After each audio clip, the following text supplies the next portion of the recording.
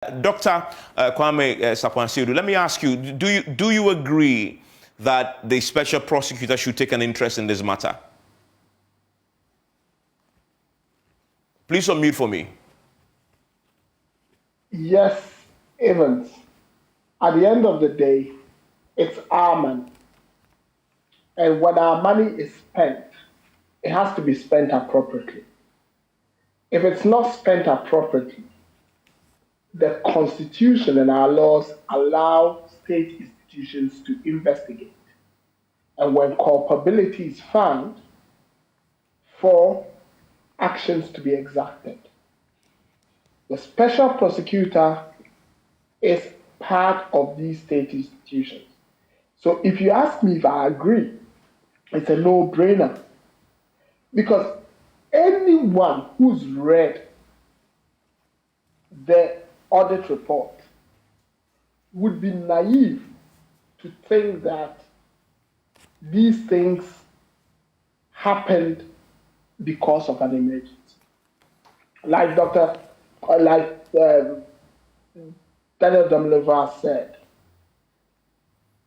you cannot tell me you went to pay for SNIT or NACO in an emergency from an emergency fund.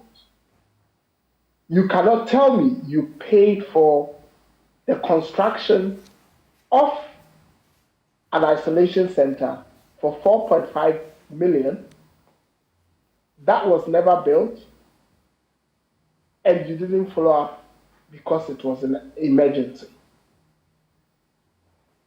There are certain things in that report that just don't make sense. And I'll go back to what I said when I was initially spoken to about this report. It comes across as the state put a facade in front of all of us and just broke the law. And in breaking the law, they plundered the state. There's nothing else I can say apart from that. And I would end quickly because you said opening remark. Yeah. By saying if you read the finance ministry's statement, and I'm going to come to that after the break. We'll go into that statement. In fact, we'll start with it. I'm looking at it briefly. Okay. I consider it as English. Basically, what they are telling us is Parliament approved that we can do this, and we did it. True, Parliament may have approved it, but in doing so, have you addressed in that letter all the infractions that took place, all the breaches of the law that took place, all the misappropriations that took place?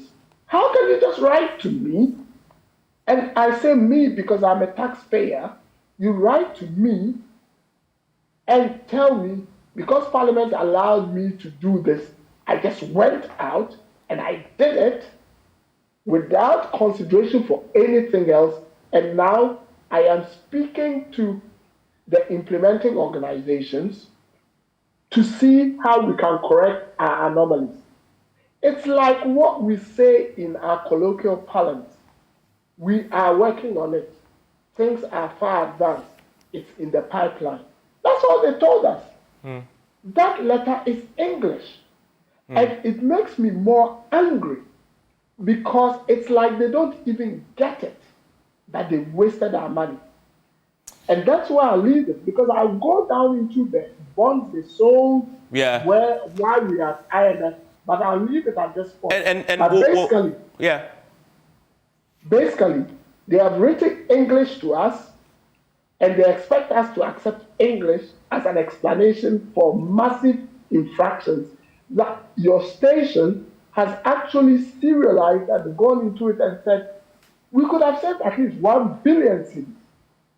And if you, as a private organization, can tell me you could have saved 1 billion cedis, why would I accept the finance ministry, who is the exchequer, who's supposed to hold my money in trust, writing English to me?